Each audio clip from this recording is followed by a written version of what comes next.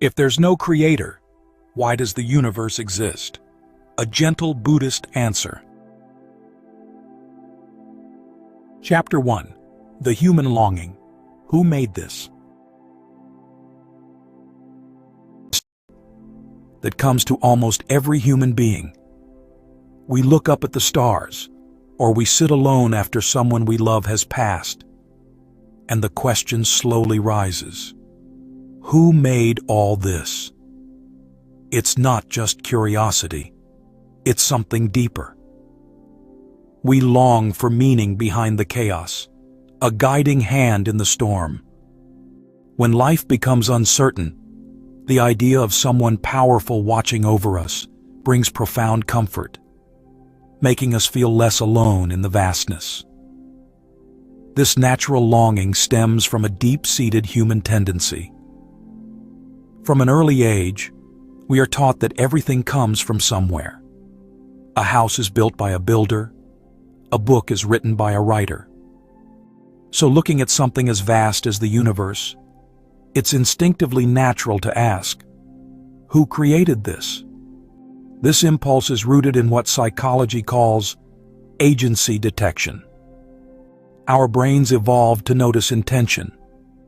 If the grass rustles, is it just wind or a hidden tiger?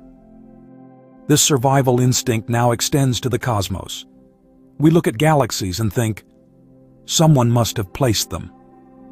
With awe, often comes the question, who made this? The Buddha understood this tendency.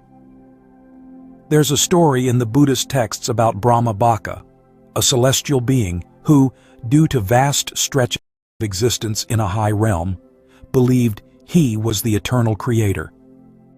The Buddha visited him, gently revealing that even this God was caught in delusion and rebirth, a result of his limited view and forgetfulness of the causes that brought him there.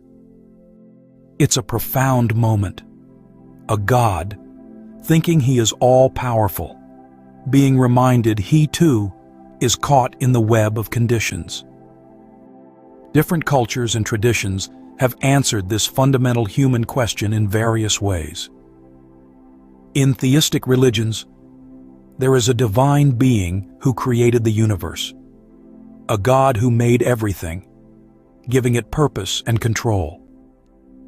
This view offers not just a story of creation, but also a deep emotional anchor. You were made on purpose. You matter.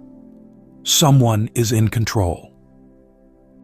Science offers a different explanation. Modern physics suggests the universe began with the Big Bang, a point where space, time, and energy exploded into being. Yet even brilliant minds like Stephen Hawking admitted the mystery remains. What was before the Big Bang? What caused it?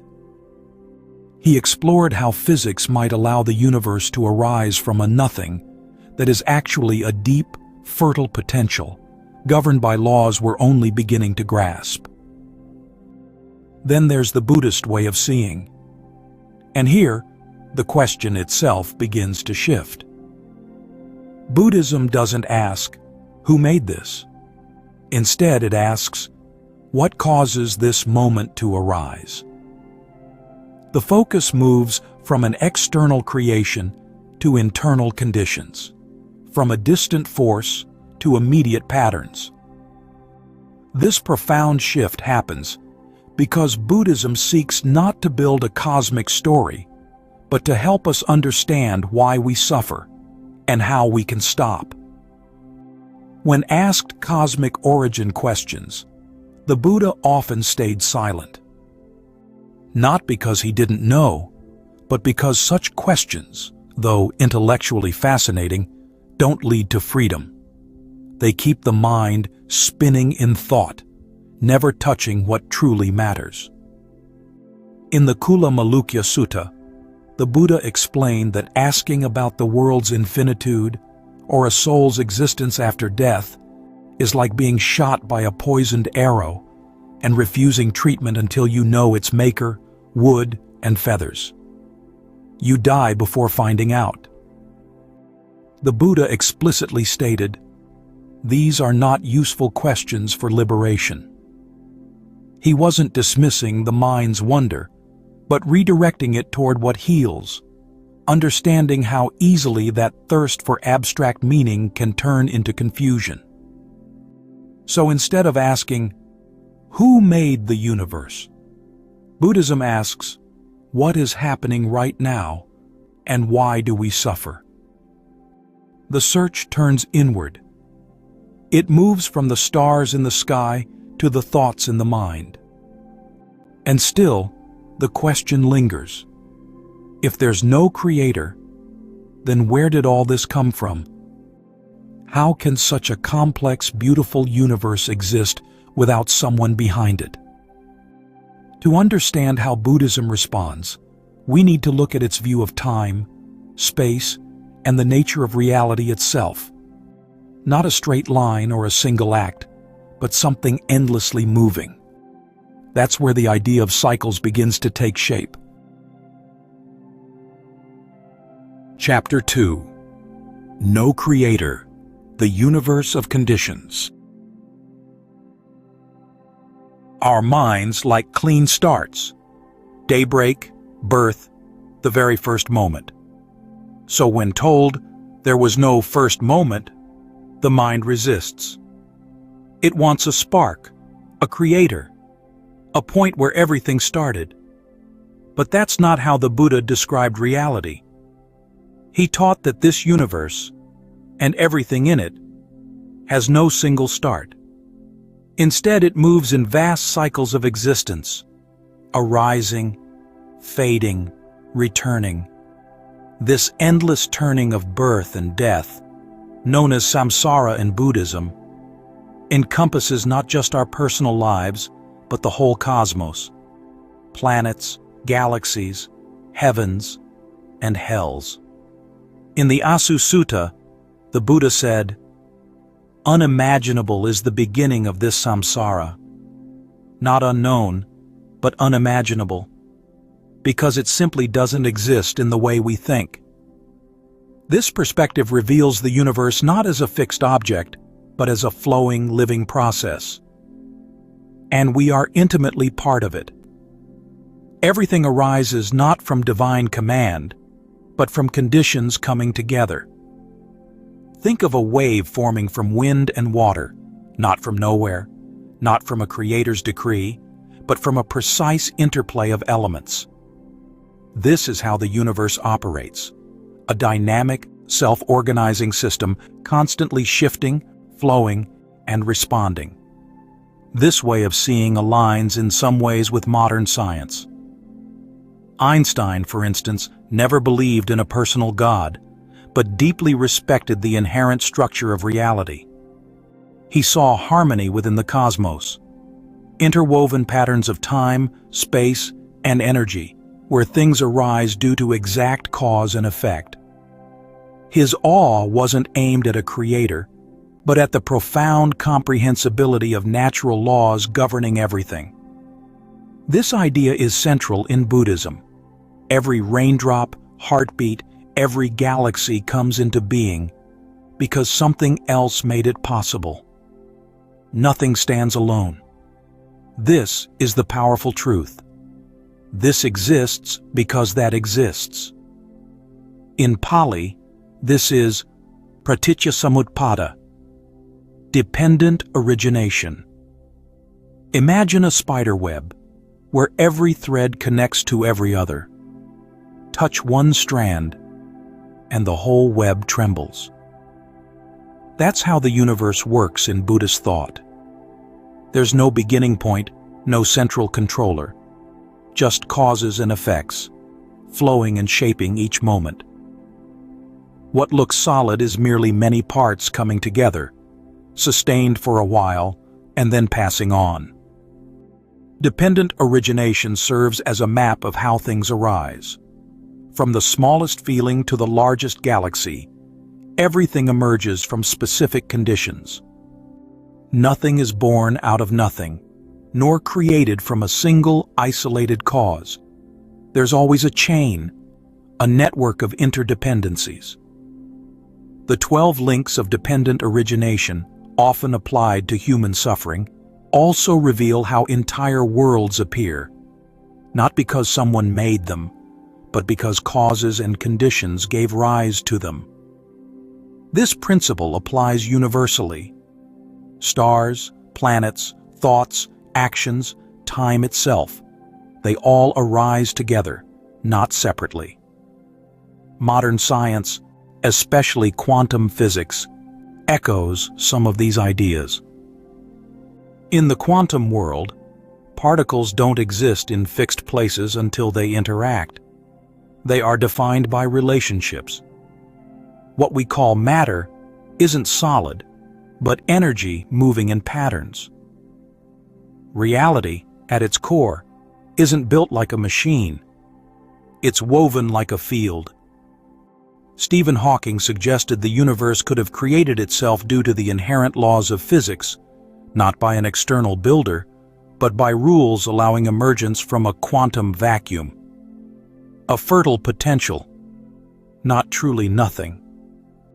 In a strange way, this scientific nothing matches the Buddha's shunyata, emptiness. Not nothing exists, but nothing exists independently. In Buddhism, emptiness isn't a scientific theory. It's a way of seeing that frees the mind, recognizing there's no fixed self, no fixed object, no fixed moment. Everything is in constant motion, co-arising. Consider your breath. You didn't invent it, didn't design your lungs, yet here you are, breathing. The breath comes and goes, like waves, like wind. That's how the universe moves too, in patterns, in rhythms, always changing. This isn't a cold, mechanical view. In fact, it's deeply intimate. It reminds us, we are not separate from the universe. We are part of its unfolding process. We're not watching the world from the outside. We are in it, like a note in a song, arising when the music is right. The Buddha never asked for blind belief. He just pointed to the way things are. See for yourself. When you observe closely, with stillness, you might notice the world doesn't need to be made to be meaningful. Its meaning is found in the motion, in the interconnectedness. So the idea of a universe without a first spark isn't something to fear, it's something to sit with. In that stillness, the mind opens. The need for a beginning softens. What remains is clarity, understanding things as they are. Just like the breath, the universe doesn't need a beginning to be real. It just needs conditions. And when those conditions come together, the wind moves across the ocean, and a wave rises once again. Chapter 3. The Buddha's Vision, a Cosmos of Karma. Some people think Buddhism avoids cosmic questions, but that's not true. The Buddha looked deeply into the universe, not to map stars, but to understand what keeps existence turning. He gave answers not for curiosity, but for clarity and less suffering. Through profound meditation, his mind became a mirror, reflecting the intricate dance of creation and dissolution across countless dimensions. When the Buddha awakened under the Bodhi tree, he saw how all things arise and pass, including entire worlds. His vision, rooted in direct seeing from deep stillness, allowed him to see beyond gods. To him, even heavenly beings are part of samsara, bound by karma, eventually fading. He perceived how beings, conditioned by their actions, manifest in various forms and realms, from fleeting human lives to grander celestial existences, each a temporary dwelling shaped by past choices. He described seeing thousands of world systems, each with beings, heavens, and hells, shaped by causes and actions. This wasn't a static blueprint dictated from above, but a dynamic, self-organizing system where universal laws manifested through every intention and deed. This way of seeing isn't denial, it's understanding. Understanding comes not from imagining a hidden hand, but from seeing the links, the causes, the conditions. The beauty of this cosmos lies not in a fixed design, but in its ever-unfolding, interconnected nature. In Buddhism, the universe isn't a pyramid with one god at the top. It's a field of seeds and fruits. Karma is the soil, actions are the seeds, and results grow naturally by connection. There's no judgment from an external deity, only the natural unfolding of consequences, much like how an acorn inevitably grows into an oak, given the right conditions. If one lies often, they shape a certain mind, creating results. Kindness and wisdom bring other results. These results form not just personal experiences, but the kind of world we live in. Thus, even human realms aren't fixed. We rise or fall based on how we live. This isn't reward or punishment, but simple cause and effect. Every thought, word, and action casts a ripple, collectively weaving the fabric of existence, shaping not just our destiny, but the very nature of the realms we inhabit. This perspective also explains why the Buddha never focused on the universe's beginning. Asking where it started is like asking where a circle begins or a flame jumps. Such questions pull the mind outward into speculation. The Buddha's teaching turns the mind inward into observation. He deemed these questions not wrong, but unhelpful for the path to peace. He revealed a universe that is a living, breathing process, always responding, always transforming, a grand symphony of conditioned existence. This profound insight offered a path not to intellectual mastery of cosmology, but to a liberation grounded in seeing reality as it truly is. Chapter 4. Waking from the Cosmic Dream. This isn't to say science and cosmic study have no value. There's something beautiful in how both Buddhism and science seek to understand the world without clinging to a single creator. Einstein's awe at the universe being comprehensible echoes the Buddha's seeing deep order. While scientists use formulas, the Buddha used meditation. Physics studies space and time, Buddhism studies intention, perception, and craving. Both paths can lead to a profound respect for how things works. Yet the Buddha's ultimate concern transcended mere intellectual understanding of cosmic laws. He sought not just to comprehend the universe, but to find a way out of its endless cycles of suffering. But the Buddha didn't stop at awe. He went further, teaching how to move beyond the cycles themselves. He compared the universe to a dream. We can marvel at a dream's beauty, but real freedom comes when we wake up. So he didn't ask, "What is the dream made of?" He asked, "What keeps us dreaming?" This awakening is not an escape from reality, but a profound seeing of reality as it truly is, free from the distortions of ego and attachment. It is a liberation from the illusion of a separate self, constantly building and rebuilding worlds of experience through its desires and fears. For him, the answer was craving. The desire that pulls us into forms, identities, worlds. When craving ends, the wheel stops. The world, as we know it, fades.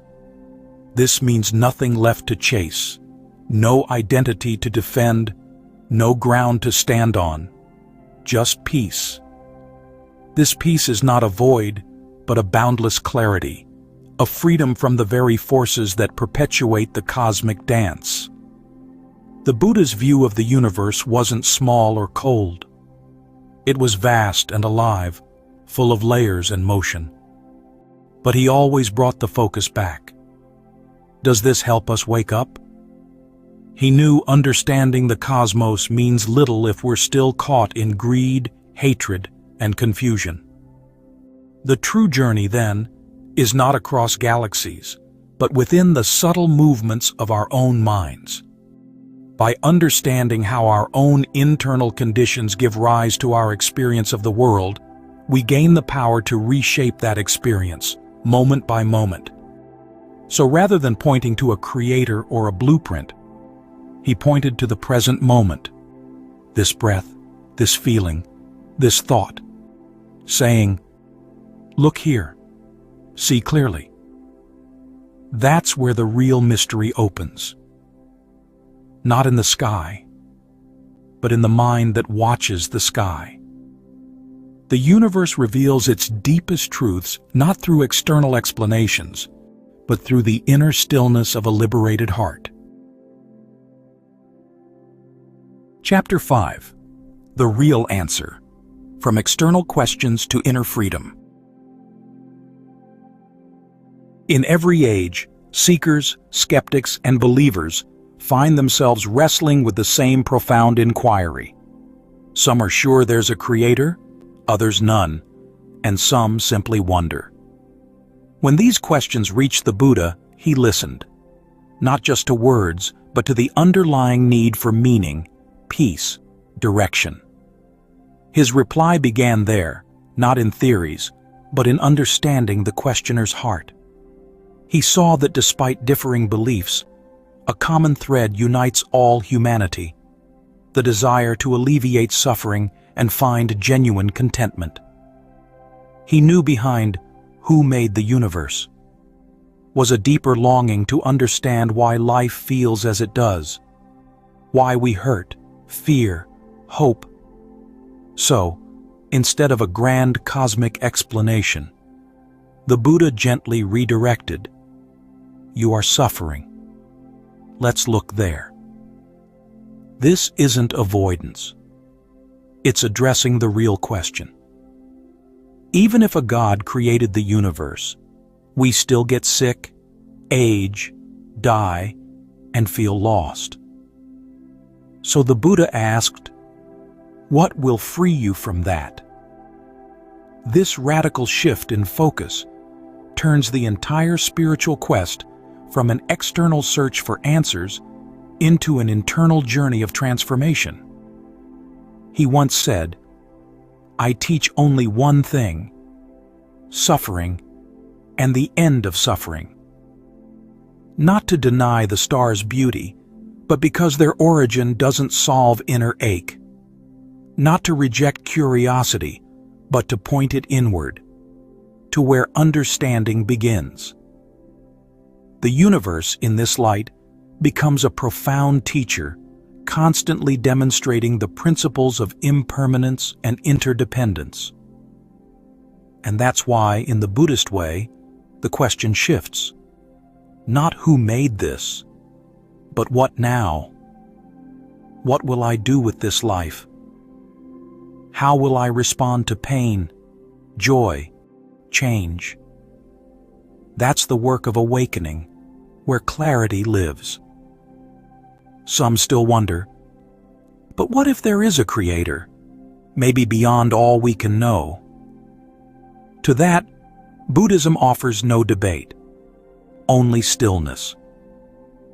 A quiet space where even big questions can soften, and the mind finds its own center, no longer needing external certainties to feel secure. This profound peace arises not from intellectual answers, but from a deeper release of attachments. As the Buddha himself taught, when the mind is still, the world becomes clear. When wisdom is born, the need for a creator fades, not because it's denied, but because you no longer cling to the question. This is an invitation to experience reality directly, to inhabit the moment fully, and to discover an unshakable peace that arises from within. In this quiet seeing, we simply perceive the universe as it is, always moving, always arising, always dissolving. Just like a wave that doesn't need a sculptor, because it was never separate from the ocean. Ultimately, we all long to understand this universe. Some seek a god, some seek logic, some just seek peace. Buddhism, in its profound wisdom, doesn't shame belief, nor does it demand rejection. It simply offers a path to see clearly, to live fully in each moment, and to let go gently. The fundamental question then is not who made this. It transforms into, can I wake up and live with love, clarity, and freedom? This path, though it calls for patience, courage, and consistent practice, is always available. Its ultimate source is not in the sky, but within the boundless potential of your own heart.